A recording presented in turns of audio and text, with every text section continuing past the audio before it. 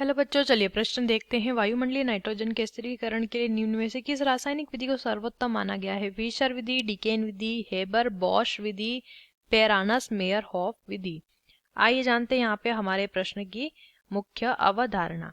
लिखेंगे यहाँ पे हमारे प्रश्न की मुख्य अवधारणा। हमारे प्रश्न की मुख्य अवधारणा यहाँ पर संबंधित हमें बताना है नाइट्रोजन स्थिरीकरण।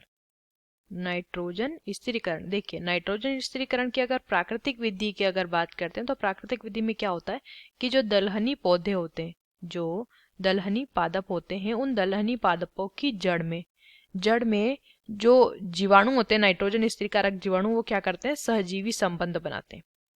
सहजीवी संबंध बनाते हैं और उनके दलहनी पादप की जड़ में क्या करते हैं? जो वायुमंडलीय नाइट्रोजन होती है उसे परिवर्तित कर देते हैं नाइट्रोजनी यौगिक में। नाइट्रोजनी यौगिक में नाइट्रोजिनेज एंजाइम की मदद से परिवर्तित कर देते हैं और वहां पर नाइट्रोजन स्थिर हो जाती है। अब यहाँ पे बात प्रश्न में क्या की गई है? रासायनिक विधि की। प्रश्न में बात की गई है रासायनिक विधि। तो रासायनिक विधि जो कि सर्वोत्तम होती है वो होती है हेबर बॉश विधि। इसे हेबर विधि भी कहा जाता है।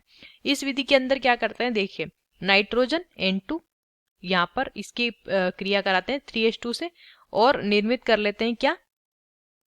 2NH3 यानी कि अमोनिया। ये क्या है? अमोनिया का निर्माण। ये एक प्रकार का नाइट्रोजनी यौगिक है।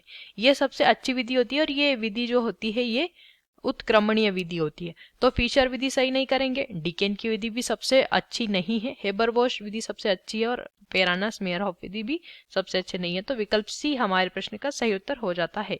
आशा करते हैं आपको इस प्रश्न का उत्तर समझ आया होगा। धन्यवाद।